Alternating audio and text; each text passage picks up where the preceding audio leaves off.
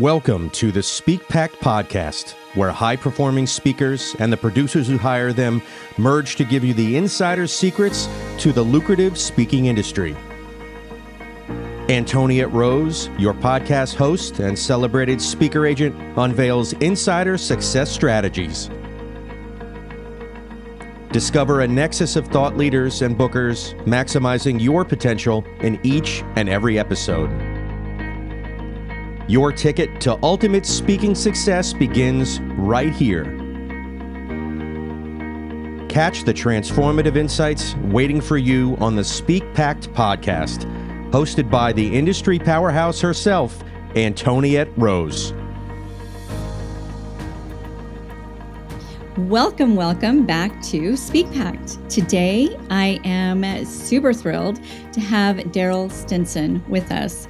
He is a former Division I pro athlete. He is a best-selling author, a two-time TEDx presenter, and his journey is incredibly inspiring. And what he has done with what could have been deemed as a big mess at one season of his life is just profound, the impact that he's making in other people's lives. So before we dive into all of that, I just want to say welcome, Daryl, and thank you for being here with us today. Thank you. I really appreciate you having me. It's going to be fun. It's going to be fun. It's going to be a great ride. All right. So tell me a little bit about, I know that your focus, number one, is supporting those who are struggling with mental wellness, right? It's just one of several things that you do, and you've taken that to the stage in a pretty powerful way. Can you just take us to the beginning and tell us a little bit about why that's an important topic for you, and what are some of the main messages that you get out there on the stage? Yeah, man, mental health is an important topic to me because I think if a person isn't mentally well, it affects all areas of their life. And there's a spectrum of mental wellness.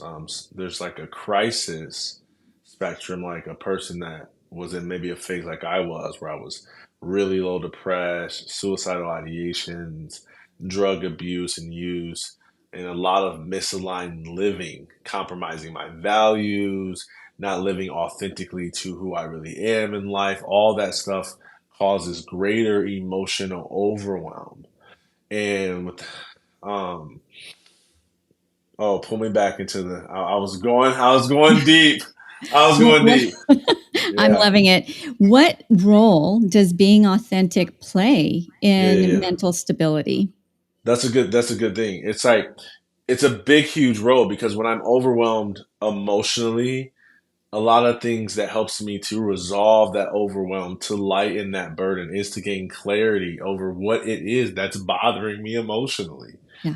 And when people just don't know what it is, and they're like, well, it's this, but they say it's the relationship, but they know that this is the third relationship. Or they say that it's the classes that they're in, but they know that they're doing 6 hours of, drinking or I don't know, binge watching some show that they know is just it's not that it's a bad thing. It's just not a effective use of their time. Like they know within themselves that there's an area where they could be doing something different.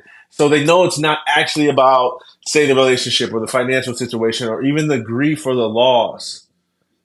Sometimes it's about, man, I don't feel like I know what I want to do with my life. Sometimes it's like, man, I feel like I never really receive love in the ways that I give. And that emotional clarity is what reduces and alleviates some of the burden.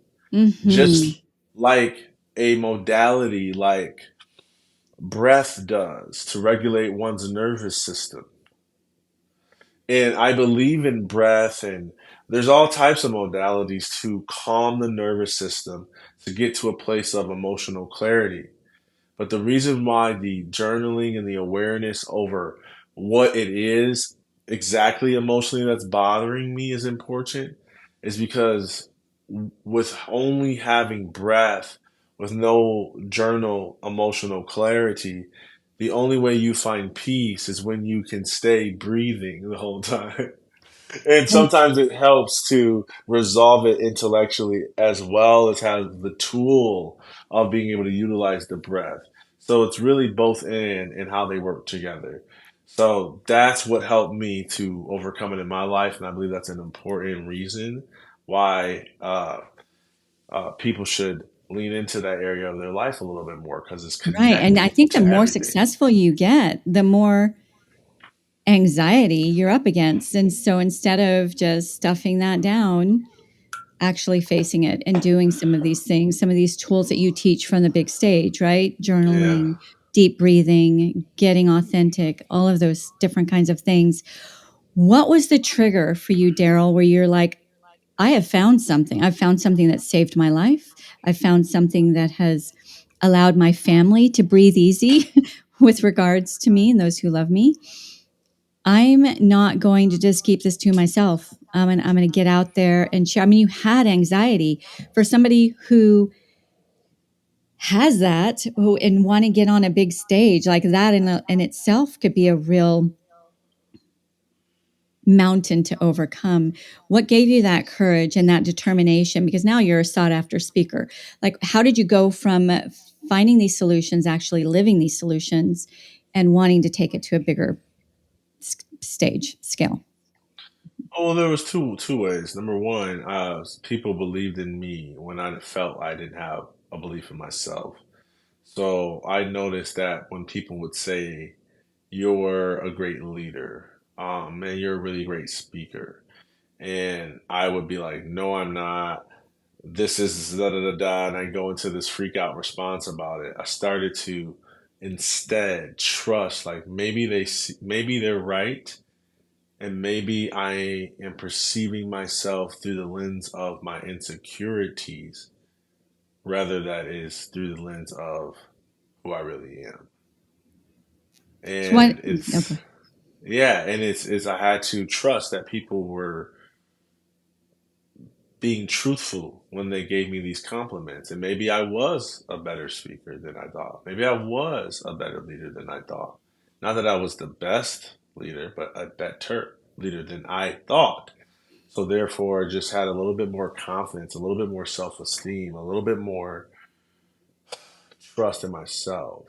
Mm-hmm. So some of the anxiety was actually coming from the resistance to Mm. speak my truth, to be honest about what I wanted in life, to choose the career path that mattered to me, to express the gifts that mattered to me, to say things online that I wouldn't normally say online, to be truthful, to be honest, to be bold, to be courageous. And that's what public speaking has always been about. That is what makes it more than a business and more than a way to generate revenue or clients or any of that. All that stuff is necessary because every ministry has means. But it's like what keeps us focused is the courage, is the why are we listening, is the what are we collectively doing in whatever industry that we're in, whatever path that each and every one of us is on. We all are better together, as cheesy as that sounds. And the more we can articulate our truth, our expression, our measure, the more the fullness of the colors come together. Mm. Short little story. I went to a TED Women conference this year because I just wanted to go and I wanted to support. And they had this big giant map of, I think it was the state of Georgia. And I don't know what it was. It might have been the world. I don't know. It was a big giant map. And they had like 108 colors that you could choose from. And there was like zero instructions. It was just like, I think take the marker, color a spot or multiple on the map. And some people were like coloring it in. Some people were like writing initials and then coloring it in. And it just became this thing where the thousands and thousands of people that were there each kind of just followed their own gut instinct about where they wanted to color, what they wanted to color, which color they wanted to choose. And it at the end of it, it became so beautiful. So Mm. the more authentic each and every person was to I don't know, just my favorite color. I don't know. This looks better next to the colors that's on there. Whatever their rationale was, without judgment, without force, the the more beautiful the picture became. Mm. As it is with that picture, so it is with life every day in our communities. The more we live out this authentic expression of ourselves, the more colorful, vibrant, attractive, unique our communities become. And these are things that I see over and over. And there's places that are out there doing this marvelously and brilliantly. And I'm just ambassador of that message. Oh my gosh, there was so much that you said in there that was gorgeous. And you're so right. I agree with you. Right? We cannot be an island unto ourselves, and when we are, it's everything goes gray. It's not as colorful and as beautiful and as impactful, or as meaningful. All the great things in this world. I also wanted to dial back a little bit because you said, you started off with something very profound that I'd never really looked at it this way. That anxiety can actually increase when you hold back from stepping into your more powerful being, right? Whether that's getting your voice out there, and for this audience, it is Yeah. when you have that resistance Yeah. to getting your voice out there, maybe on bigger stages or Yeah. in platforms that you aren't super comfortable with. That in itself creates the resistance itself creates anxiety and perpetuates that. That was really telling, right? I think Yeah. sometimes we say, I have this thing, whether it's anxiety or whatever it is, so I can't do this other thing. When actually by not doing it, you're creating it. It's kind of reverse engineering. Yeah. Totally. I know, man. And it's interesting to start to see that in our life. And at the same time, there's natural things with the body too that we can do, right? There's nutrition and the foods that we're eating, the TV that we watch, the people that we surround ourselves with, the conversation that we have with ourselves in our head. All these things just affect our quality of life, regardless if we are in a mental health crisis or we are on a contributing spectrum and we are, you know, doing a lot for companies and communities and, family and friends and nonprofits, all the things. It's everyone still needs to monitor that and steward the awareness in all areas of their life. Yes. Yeah, and that's you're speaking to the choir here in this group, and I love it. So you have really mastered the art of vulnerability, weaving vulnerability and storytelling throughout your talks without in a place of real power, which is kind of a hard dance to dance. You are a powerful looking human being. You're well built. You're handsome. You're strong. You're not, some tiny cowering sort of human being. And so it might feel like, I don't know, for if I get vulnerable, I'm going to relinquish this place of presence, right? But instead, you really utilize it in a way that captivates an audience and says, I can relate. I can relate to Daryl. That's how I'm feeling, whether it's a woman, a man, someone who is at whatever stage of their life that they're in, physically, mentally, emotionally, they can relate to those real stories that you put through. Did that come naturally? Did you study the craft? Like, how did you get that? Oh my gosh. Yeah, I studied the craft and learned everything that I shouldn't do. It's like all of the craft that I learned was just another tool to keep me from being real. And it's like, why couldn't I be real? Well, it's because I have been rejected when I was real. Mm, And somewhere in my life where, it's like people say to me all the time that I'm not an emotional person, right? and they have all this reason and rationale. Oh, I've always been this way. Ask my who and who, say and say, this is this. I have nicknames. I'm not emotional. I don't cry at funerals. I don't, like people say stuff like that. And it's like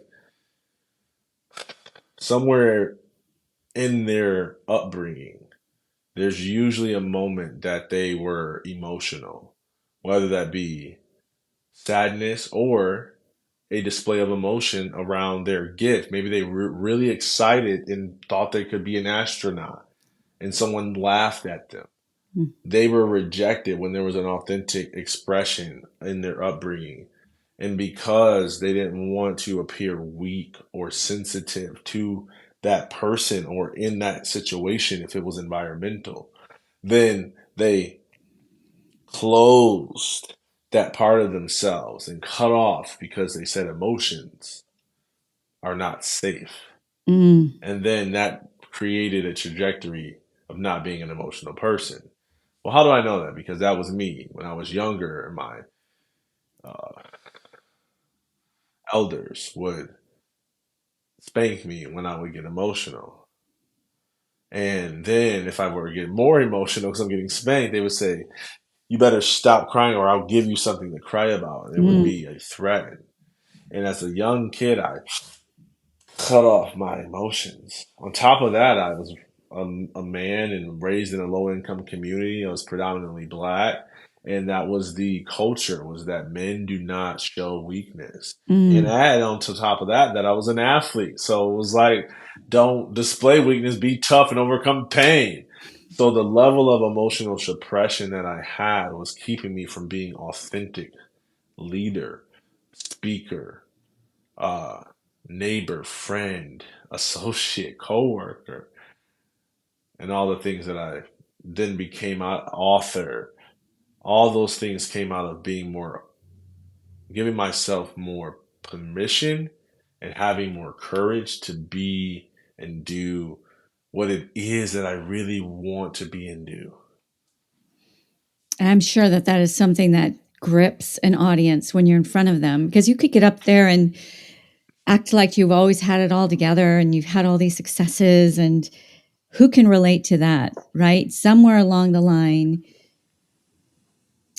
life teaches us all to hide. All of us have had something that happens that say, hey, if you want to stay safe, hide this thing, right? Don't show it, whatever.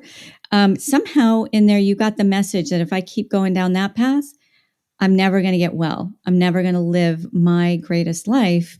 You figured it out for yourself. And it's a journey, right? It's an evolution. There's a new level, new devil, new level, new challenge. We discover something, we unwrap something new in ourselves, but you've got it in that commitment to not be inauthentic, and that commitment to allow a little bit of vulnerability to be seen has really, I think, been probably one of the greatest reasons why you're invited back to stages, because you connect on that level with all different kinds of people who may have never been an athlete or have never really walked that side of your journey, but they have walked areas of that pain, and you give them hope that they can actually get through that. So why do you think that there are certain people who will never understand, or at least they don't at this moment, they don't see why there is safety in vulnerability, right? And maybe they battle with that to the extent where they resist even speaking publicly because they're afraid of being found out. Like, what is it that can take somebody from that space to a more empowered space where they're fine with sharing some of the harder things? That's a really good question. I think if we were to poll the audience right now and say, hey, how many of you believe that vulnerability is a superpower? I think people would be like, oh, yeah, I do. Yeah, vulnerability is a superpower. Yeah, of course. Right? And then there's going to be 15% of the audience that's going to be like, no, vulnerability is for wimps. Okay, so we can deal with the 15% at some point. It's fine. They'll carve their way forward in life, but let's talk about the rest. Okay. So everyone will be like, yeah, vulnerability, strength. Okay. But then when you hear them talk about the execution of vulnerability, we talk about it like it's a tactic versus a way of life. We treat it as if it's a weakness and not as if it's a strength. When we cry, for instance, we say things like, "Oh, I'm sorry. I'm sorry." We apologize for something that's strong. But we don't apologize when we say, "Hey, I got a promotion at work." We don't say, "Hey, I got a promotion. Oh, I'm so sorry." Because we think that promotion is worth celebrating, but not vulnerability. So part of it is changing our response to vulnerability. And it's starting to happen. People are applauding it. Thank you for being real, honest, raw, authentic, vulnerable. Thank you. It's us being comfortable with that new paradigm. You go as far as you talk a lot about vulnerable communication, which Yeah. it almost feels like oxymoron in some senses, right? If you're going to get up there and share your brilliance and transform lives, you want to stand in a place of strength and power and not vulnerability. But I love what you just said, that vulnerability is a superpower, especially when you want to get a powerful message across. So kudos to you. Like, how does somebody who doesn't even know what that means dive into that and even know? I do know as a speaker. Hold Go on. ahead. Can I Go. jump in? Because what you said was extremely powerful. I think it was a powerful question. How does someone who's never done that? Because I was that someone. I argued with my therapist and told them like, oh, I said I wasn't an emotional person. In the beginning, I didn't even know how to describe my emotions. So I got the emotional wheel by Robert Plucknick, I think his last name is.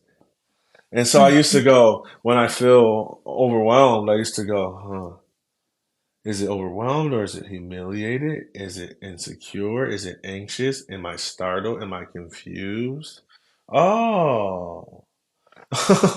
And then that helped me a So, lot. like, And that that surface emotion wasn't what was really going on, I think is what you're saying, right? You were totally. And even as a profession, what I could actually articulate and share with an audience became more powerful, more meaningful, more specific because I had language for it. So it's all connected. mm. And I think if a person's just getting started, maybe they can start where areas where they feel the most fear, ask themselves why, where does that come from? Or ask themselves, hey, what is the life I really want to create? Where do I want to be emotionally, socially, financially, or in my family or life thereof? It's, what I really want. And asking that question is going to pull us into, you know, a deep connection with ourselves. So, like an emotion of stage fright, right? That comes from somewhere. So, understanding that's Totally. really just a manifestation of something else. If you can deal with the something else, track that back to somebody you loved and adored, and you said, "I want to be an astronaut," and they said, Hmm. "That's ridiculous. Why are you even Yeah. thinking that?" Yeah. I And have a you, practice that I use to overcome stage fright that I would give to people, but I think very little people would do it.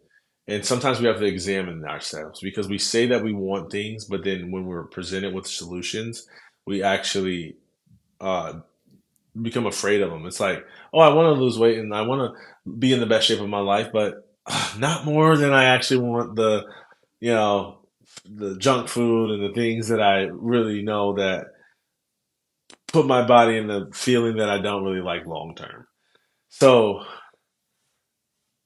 here's what it is, okay? Overcoming stage fright. If anyone dares to take on the challenge, maybe there's a few of us daring ones, I guess, as Yeah, even let's do Brene it. Brown says that, daring to be vulnerable. Hmm. Uh, Here's what I did. I got Google, YouTube searched celebration music, celebration moments, crowd celebrating, a crowd celebrating and cheering. Okay. Got headphones that I could hear really clearly, only the noise in my headphones, noise cancellation. Okay. So all I can hear is the music coming through. Then go in an office or in the backyard or to a park where there's a little bit of privacy and do a speech or say something that you really want to be heard about. Say something that you really believe in. Say something that really matters. And at the moment where you finish that exhaustion or that expression, turn on that celebration music and go, oh yeah, and celebrate and celebrate. Because what it's going to do is change your reaction to being in full expression and power and strength and authenticity and vulnerability. It's like, or if what happens is you start to cry, go for it, snot it out, tear it out, do what you have to do. And then it's like, okay, now I have comfort with this, even in a social environment, perceivably, because there's an audience that's cheering for you, cheering for you, cheering for you. And that graduates into feeling those moments in front of audiences of 5, 50. The number doesn't matter when you get that level of internal love for yourself. Mm. Oh my goodness. That is brilliant. And we've heard it, dance like nobody's looking. I think that's the term. You just Yep. explained that in such a vivid way Yeah. in the Darryll Stinson way, Uh, right? What courage that takes, because we're not speaking for ourselves. It's almost selfish not to get our message out there because we're afraid of busting out and making a fool of ourselves or whatever it might be. We're holding back something that could change another person's life. So that practice that you just gave us is just like, forget about it. I'm very Italian. Forget about it. You don't need to worry about what people think. You just need to worry about what the message is. Get past it, right? And get it out there no matter what. Um, that is brilliant. That's fun. I want to see a lot of people out there doing just that. Yeah, totally. So, what do you think? I believe that the vulnerability piece is a big part of this, but what are some other factors that you think have contributed to the fact that your TEDx talks has millions of views, not just 500, not just 100,000, but millions of views? What is resonating? What are people after that can get that many people interested? I think people should just go watch the video and read, or if they don't want to watch the video, go read the comments first and then watch the video because the comments, the good majority of them, there's some, uh, you know, normal people in there. Not they're, crazies. they're, I don't know what to call them. There's some mischievous folks, but the majority of it is some really authentic feedback and gratitude or what resonated for them. But typically, it's around these moments in their life where they felt like who they were being authentically wasn't enough to be liked or loved by other people, and how they dimmed their light, uh, caged their belief, questioned their personality from those moments. And that conversation just has progressed. And I've been having the same conversation with audiences that I speak to in person to a degree. Because whether they watch the talk or not, they're going to hear similar stories and a narrative around a more authentic way to live and be and contribute in this world. Somehow you have turned your message into a movement, yes, through your TEDx talks, but through so much more, through your book and all the other ways that you get your voice out there. Tell me a little bit about that. What does it feel like to know that you've gotten over yourself? You've allowed yourself to be vulnerable, even just sometimes just standing on a stage, even if you don't share maybe some of the deeper things that have happened to you, just standing there and delivering any kind of messages, it can make you feel a bit exposed and vulnerable. But what what do you think the main keys are that have, number one, driven you to take your message and make a movement, but that has actually resonated? Like, you can have the idea to do that, but you've made it happen. Yeah, so the first thing that happened was we talked about stage fright, and one of the things that I did was I became a teacher's assistant in a public speaking class that was at the university that I was working for, because I was able to take classes for free, Nice. and all I had to do was pay taxes. That was one of the perks of working there.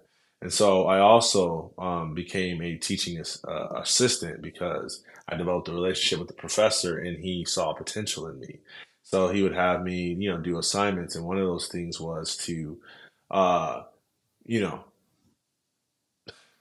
see communication as something I'm doing. Sorry. See Uh-oh. communication as something that I'm doing all the time, and not just something that I'm doing when I'm on a stage. So when I'm talking to my friends, I'm communicating. When I am sending an email, obviously I'm communicating.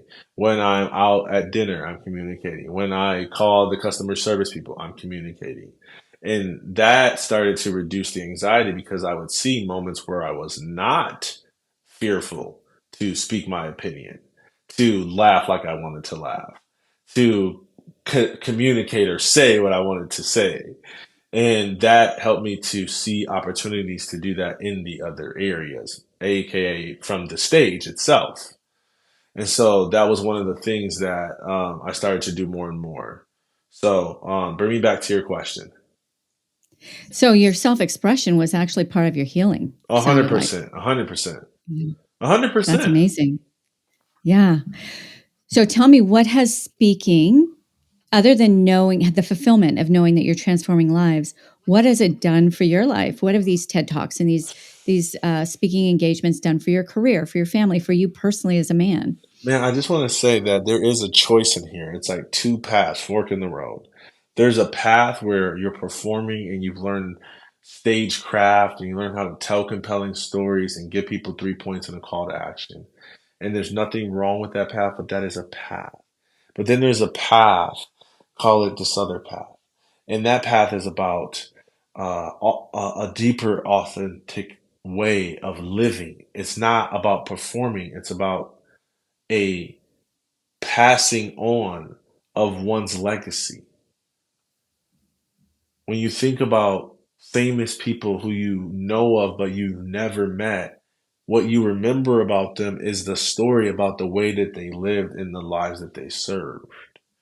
And so speaking becomes a way of doing that in the world. And that's what it's always was in its inception. We told stories to pass on legacy in our cultures and beliefs in our family.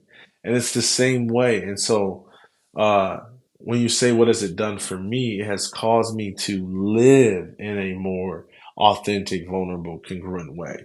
And so that doesn't sound so poetic. I always tell this story to audiences. I say, hey, man, there was a time where I only knew to express anger because that was the only one I was used to as a man and all the story I told before. And so when I got married, when me and my wife used to argue, I always go into, man, yeah, why are you talking to me like this? I'm yelling, right? And I'm in therapy one day, and my therapist asked me, Daryl, it sounds like you were actually hurt, not angry. Is that true? And I Mm. said, I guess so. She said, well, how about next time you feel this way about the situation in your marriage, you say something that's more truthful and authentic to you, which is that you're hurt instead of that you're angry. And I said, okay, I'll try it. Sure. And so there goes, I don't know. It wasn't immediately, to be honest. It was like after 3 months of avoiding it, I finally decided in this heat of the moment to switch. And instead of being like, I hate the way you talk to me. You always want it your way. Pick a place to eat. I was like, sweetheart, it feels like my opinion doesn't really matter to you, and that hurts my feelings. And how she treated a person who was hurt by her is different than how she would treat a husband who was angry at her. And that made improved our relationship. And so Wow. this has practical, and I can tell you another story about my career or a speaking fee that I earned, and how there was a connecting within that created this abundance without. And that's kind of the path of life, in my opinion. Connecting within to create abundance without. That's a writer downer. Make a t-shirt. That's really, really good, Daryl. And I love that illustration that you gave us with your wife, because really our audiences are the same way, right? You get out there and you're all amazing, and you know you're amazing, and you tell everybody how amazing you are.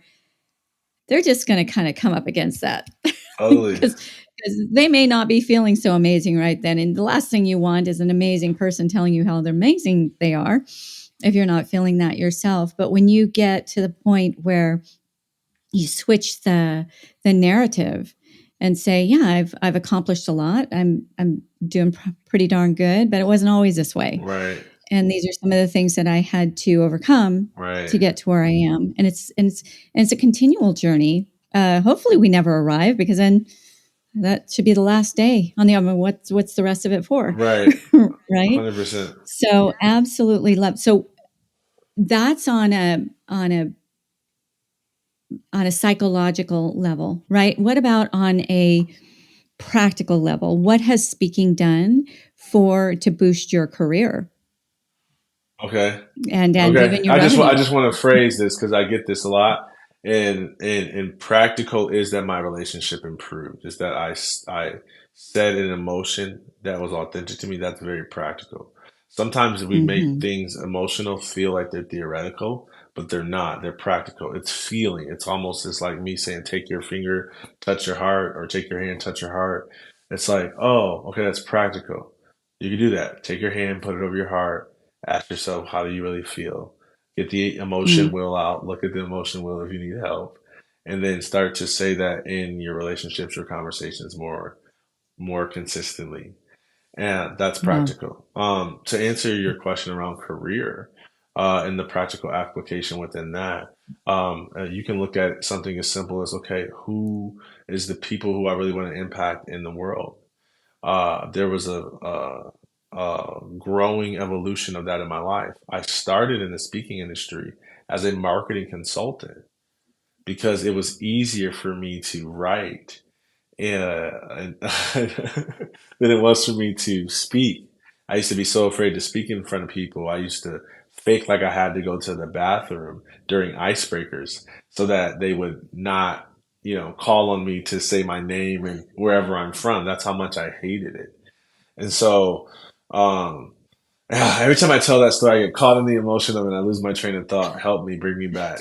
Beautiful. No, I love that, because there's so many of us that are in this audience right now listening to you saying, that's me. Like they wanted, when the spotlight's coming around the room, I find a way to duck out, right? Yeah. And you found a way around that. So somehow you busted through that. And this is a major part of your business model and your career.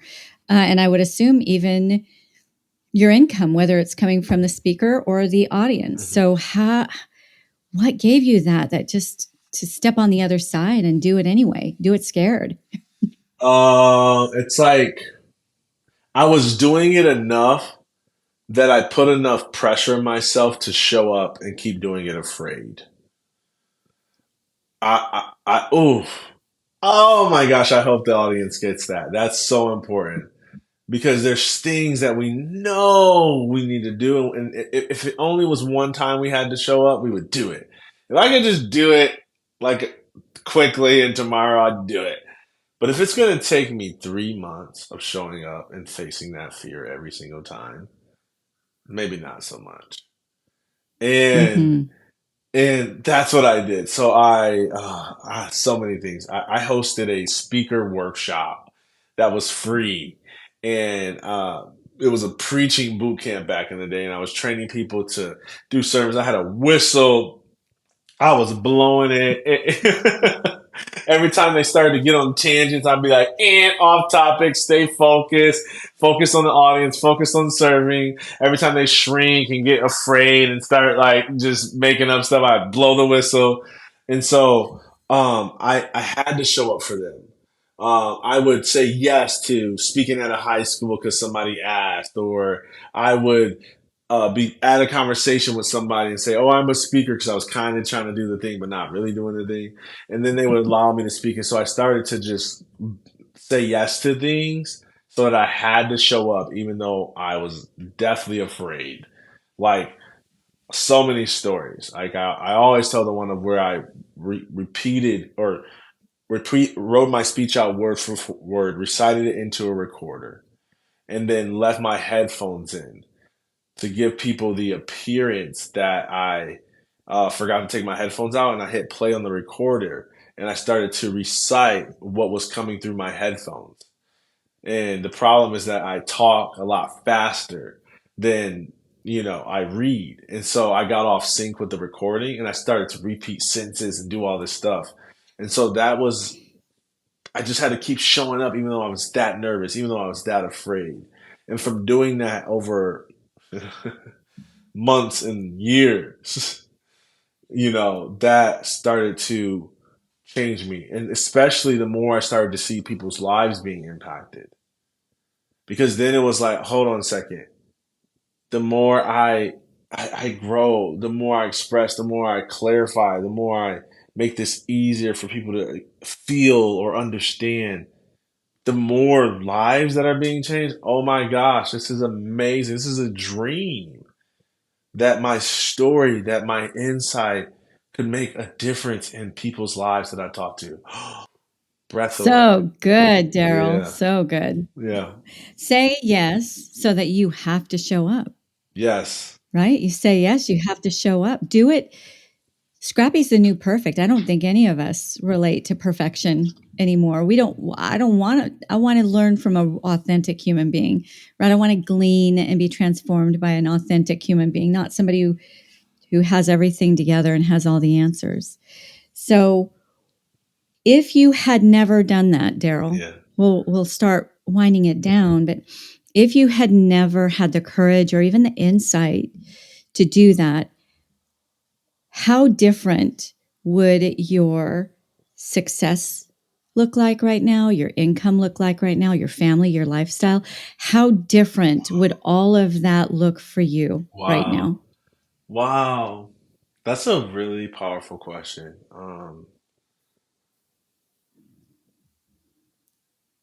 I'd be happy. I'd feel like we always can find happiness in our comfort zone. I'd have money in my savings account. I'd own probably a home and maybe a rental property. I'd go to my kids' softball games and plays at school. I'd speak at high schools and volunteer at local organizations. Deep down inside, deep down inside, something would be missing. I would be living with that, not sharing it with too much of anyone because why talk about something that is just a dream? What a contrast. What a contrast to see where you are right now because you had that courage. And I love that you said, hey, I'd still have a life. I'd still find some happiness in that. I would. but your gut would know, right? Your heart would know Yeah, that you're holding back. I know. And So good. that my friend is a mental health crisis. We brought it full circle. We brought it full circle. That living in that is a mental health challenge because I Mm-hmm. know there's more in me. Oh, Yes. Okay. yeah. Yay. So powerful.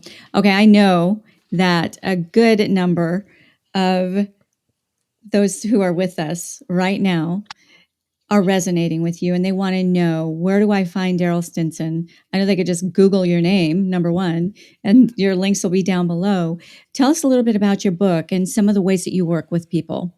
Yeah, so find me at Stinson Speaks, STINSONSPEAKS. Hit me up if you want to come to TEDx events or you want to speak. Hit me up if my message inspires you and you are like, oh, I'm a speaker too.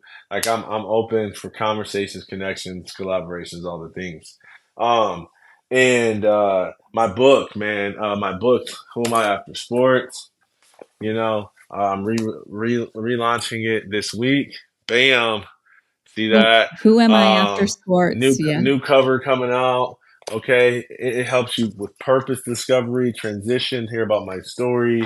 Man, this book has changed so many lives. It's been out for I don't know, 3 years or so, and it's continues to just impact lives all the time. So new cover coming out there for those on video. You can't see it, but it's a whole new announcement, whole new expression in the world. So, man, grab it from Amazon, Nice. and more importantly, if you wanted to go towards athletes and transition, grab it from our websites. Okay.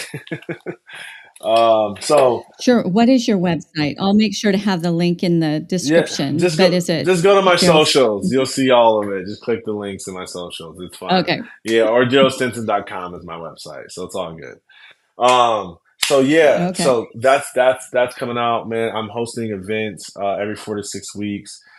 There's no door price, and if you want to grow in this articulation in your storytelling, booking more stages, making more impact, that type of thing, come out to the event. It's a blast. RSVP. We usually cut registration at about 15 people because we want it small and intimate and safe and fun. Ooh, love that. So come on out, check that out. It's all in the socials. We talk about it all Are the those time. on location, or Yeah, on are some of location. those virtual, or On location, unless people have where at? usually in Nashville, sometimes Atlanta, but most times in Nashville. So the next one's in Nashville.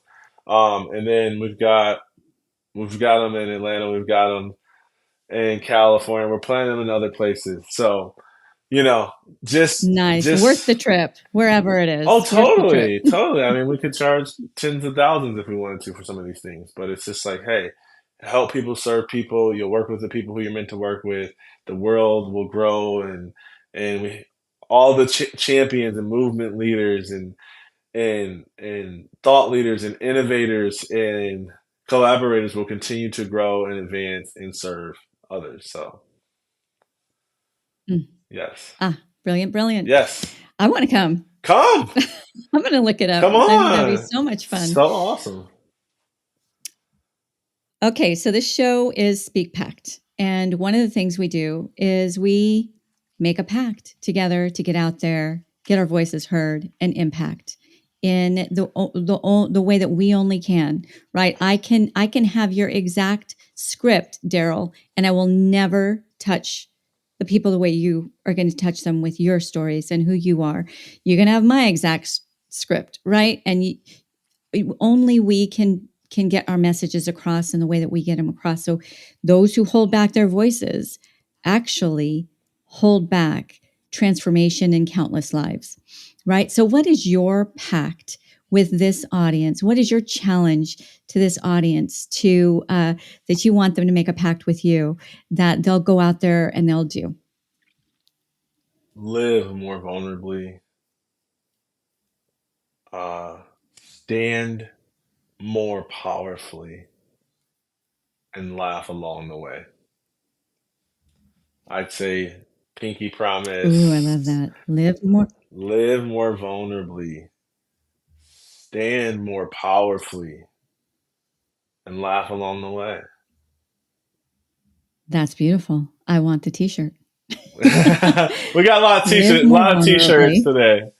And we're gonna start a swag store, guys. There we go. There we go. Live more vulnerably, stand more powerfully, and laugh along the way. Yes. You said it. There we go. Said it. There we go. Okay, I take the challenge. Let's do it. Thank you, Daryl. This has been tons of fun, incredibly insightful. I hope you'll allow me to ask you back at some point because I know we've only just touched the surface. You're a powerhouse. Thank you for bringing your wisdom to us. Oh, thank you so much. I hope everyone found something that they could take away and take 5 minutes to think about one action that they can take to change their life. Yeah, do it. Do it for sure. If they were awake, they took some things away. Now it's just implementing those things. Right? Of course. Thank you. Thank you so much. All right. We'll see you soon. Take care. Ciao, ciao for now. Thank you for listening to the SpeakPact podcast. To become a recommended speaker of Antoniette's WPC speaker agency, or you are a host or planner looking for a dynamic expert in optimized performance, Antoniette would like to personally meet with you. Secure a time with her at speakerbooker.com. Again, that is speakerbooker.com. It all begins with a vision, a voice, and a pact to impact. Join the SpeakPact movement by joining our new private Facebook group at the link in our show notes. Find us on nearly every social media platform at One Antoniette. That's number 1, ANTONIETTE, or simply hashtag SpeakPact.